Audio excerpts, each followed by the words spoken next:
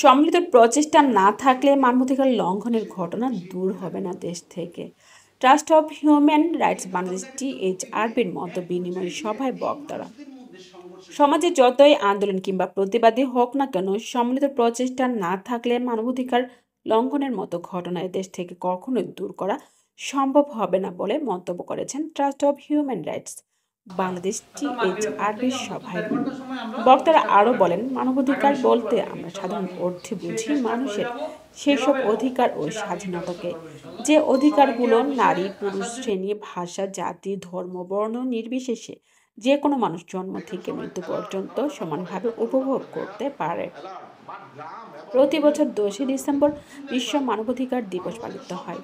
বাংলাদেশেও এই দিবসটি যথাযোগ্য মর্যাদার সঙ্গে পালিত হয়। 1948 সালে জাতিসংঘ দিবসটি পালনের সিদ্ধান্ত নেয়। বর্তমান বিশ্বে দারিদ্র্য ও বঞ্চনার সবচেয়ে গুরুত্বপূর্ণ মানবাধিকার সমস্যা। 1948 সালের 10 ডিসেম্বর জাতিসংঘের সাধারণ অধিবেশনে প্রথম মানবাধিকারের সর্বজনীন ঘোষণা গৃহীত হয়, যা একটি মাইলফলক। এ অধিকারের বলে জাতি বর্ণ ধর্ম লিঙ্গ ভাষা রাজনৈতিক মতাদর্শ জাতীয় পরিচিতি কিংবা সম্পত্তি নির্বিশেষে সব মানুষকে সমান অধিকারের যোগ্য বিবেচনা করা হয়। জাতিসংঘের সাধারণ সভায় 48টি দেশের সম্মতিতে এই সর্বজনীন মানবাধিকারের ঘোষণা গৃহীত হয়, যা সব জাতি ও ধর্মের সাধারণ মানুষের বিশেষ কৃতিত্বের সুযোগ। 500টিরও বেশি ভাষায় সর্বাধিক অনুদিত নথি হলো এই সর্বজনীন মানবাধিকার। তবে 1948 সালে গৃহীত হলেও 1950 সাল থেকে এই দিনটি মানবাধিকার দিবস হিসাবে পালন করা শুরু হয় পৃথিবী জুড়ে।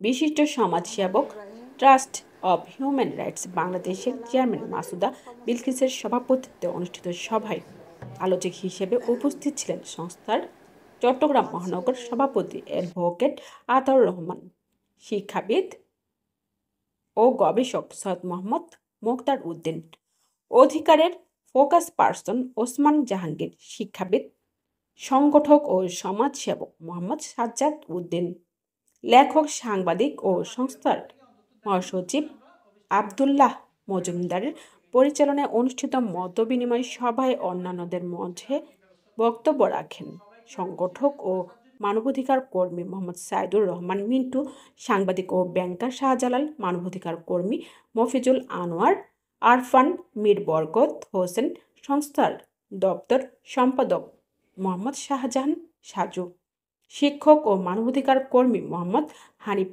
সাংবাদিক নুরুল আজম, মানবাধিকার কর্মী মুসলিম শিকদার, রাজনীতিবিদ জানে আলম, মানবাধিকার কর্মী সালাউদ্দিন পলাশ, বিকাশ চন্দ্রনাথ, আমির হোসেন আতিক, ইমরান, জয়ন্ত দে, আমিনুল হক ও শিল্পী প্রমুখ।